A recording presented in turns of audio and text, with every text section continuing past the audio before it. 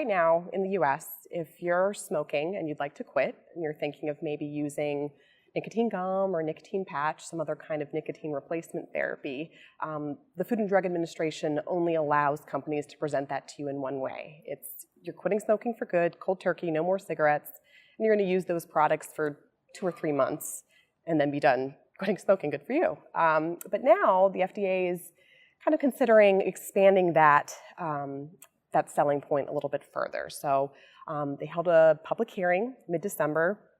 Public comment is open until mid-January, and then the FDA will produce a report at the beginning of April. And there was a couple aspects to that hearing and that report, fast-tracking approval of new therapies. But the more interesting components are, rather than just looking at that complete cessation approach to nicotine gum and the like, but can we say, is there a harm reduction aspect to it? Can we say it's better that you cut down on your smoking and chew gum some of the time, or use these products more long term? So rather than just in that 2 to 3 month window, as long as you think you need them, use them when you think you're going to relapse or you have a craving, and use that instead of smoking.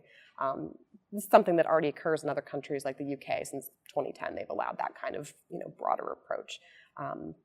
But it's interesting because there's a lot of stakeholders involved. Consumers find that a little less daunting. It's not just I've been smoking for 20 years and now I've got to quit completely in a couple months. It's a little bit easier to handle. Companies like GlaxoSmithKline, which is the biggest producer of NRT products in the U.S., they like this approach too. It gives them a wider marketing angle. And you have to keep in mind, right now, NRT products are competing with tobacco, which wide variety of products, you can get them pretty much anywhere, versus kind of a smaller variety of NRT in fewer places. And then things like e-cigarettes, which have become wildly popular, but are kind of in a regulatory gray area. We don't really know how to look at those or regulate them, and the FDA is still trying to figure that out.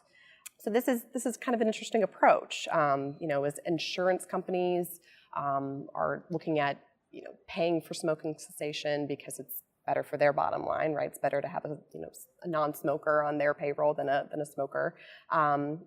This has become a lot more exciting and a lot more interesting, and who knows what the FDA will end up doing. There's a lot of public health officials who think this is a great idea. Better less smoking than more smoking, if no smoking at all. But there are some that say this isn't like eating junk food where we say everything in moderation. There's no amount of healthy smoking, so we don't want to kind of give that wrong idea to consumers either. But ultimately, this is a really interesting approach, and it'll be exciting to see what the FDA decides to do.